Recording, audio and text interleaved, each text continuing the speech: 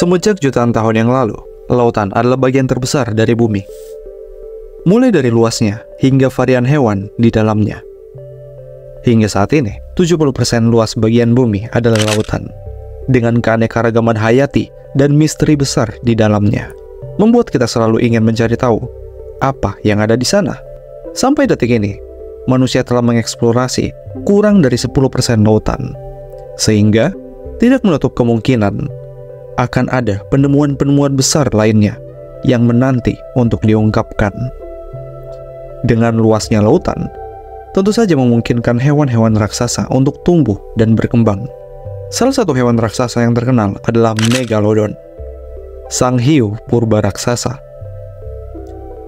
Apakah mereka bersembunyi di suatu tempat di kedalaman lautan?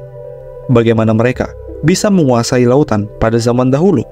Apa yang menyebabkan kepunahan sang predator Megalodon?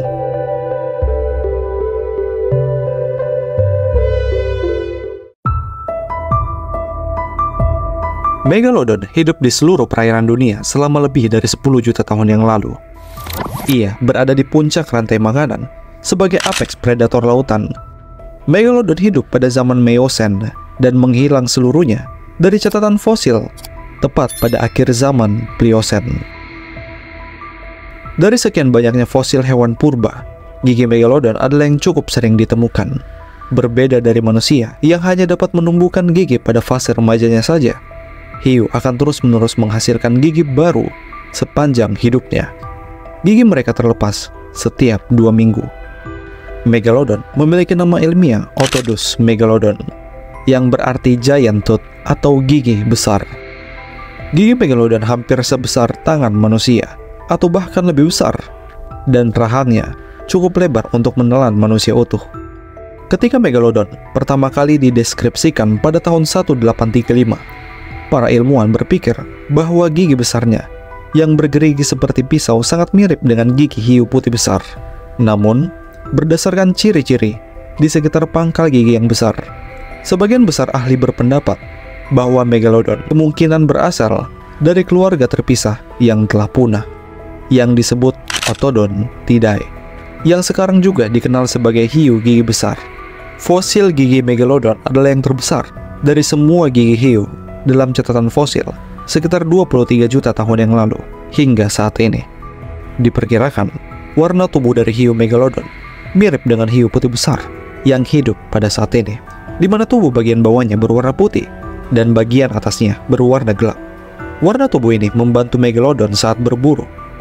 Warna gelap pada tubuhnya dapat tercampur dengan gelapnya lautan jika dilihat dari atas. Ketika dilihat dari bawah, maka tubuhnya yang putih terlihat akan bercampur dengan cahaya dari permukaan laut. Megalodon merupakan hiu terbesar yang pernah hidup dengan panjang mencapai 18 meter. Ukurannya hampir 3/4 dari ukuran paus biru modern. Keberadaan Megalodon pada zaman lampau dibuktikan pada penemuan fosil giginya yang ditemukan di seluruh benua, termasuk Indonesia. Fosil gigi Megalodon biasanya ditemukan di sekitaran pantai maupun daratan yang mengalami continental drift atau dasar laut yang terangkat sehingga menjadi daratan kering. Karena tekstur rahang dan gigi Megalodon yang keras dan padat, menyebabkan kedua bagian tubuh Megalodon tersebut berhasil melalui proses fosilisasi, sementara bagian tubuh lainnya tidak dapat melalui proses fosilisasi sebab terlalu lunak.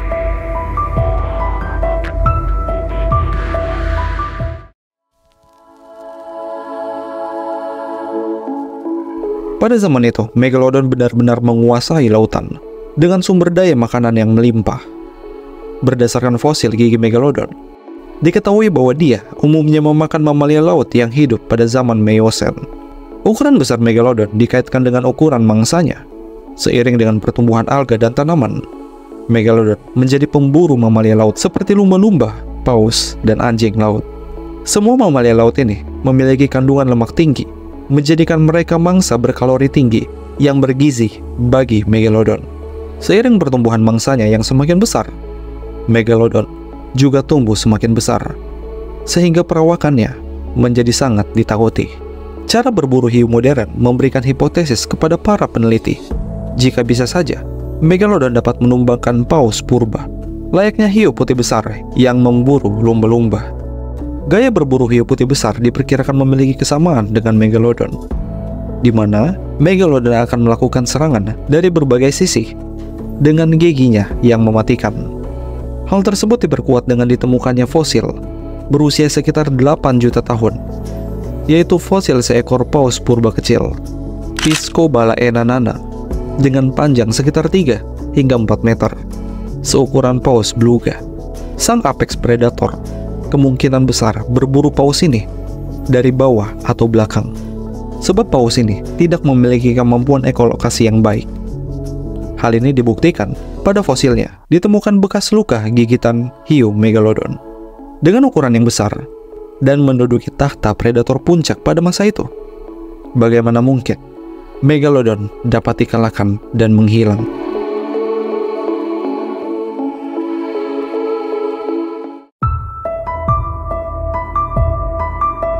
Sulit membayangkan bagaimana mungkin sang penguasa lautan punah begitu saja.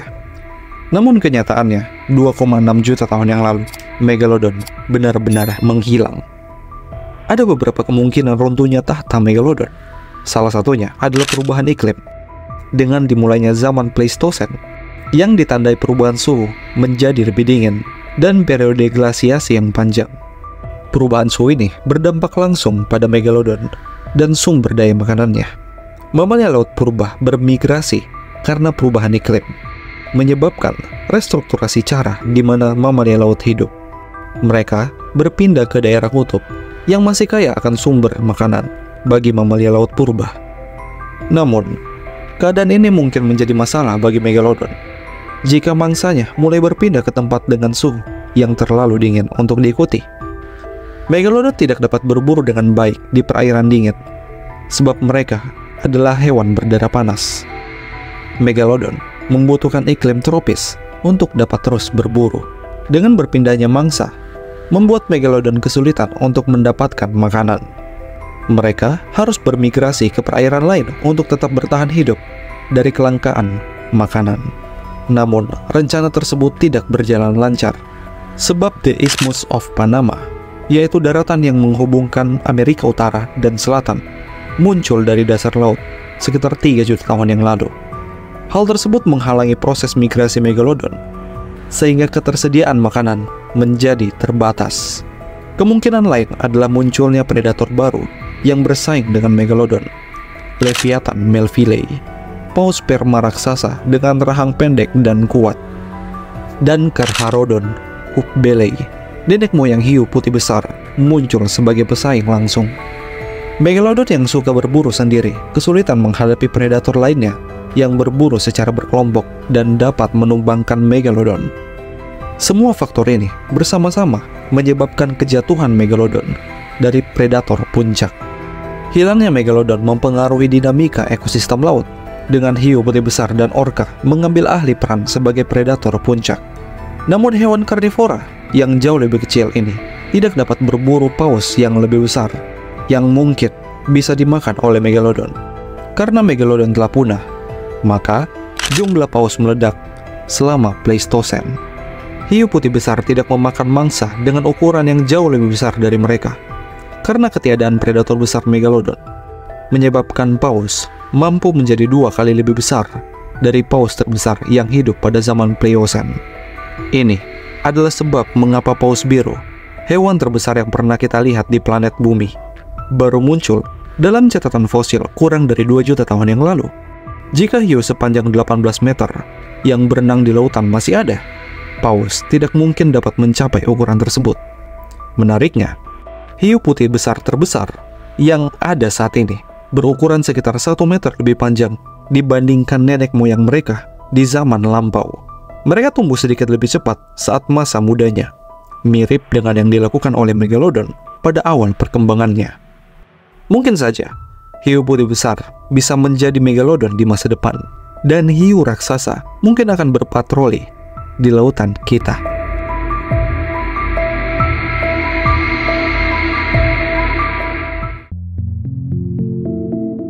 Pendanaan video Chivoice juga berasal dari dukungan para donatur di Saweria. Jika kamu ingin memberikan dukungan melalui Saweria, kamu dapat scan QR ini atau klik link di deskripsi.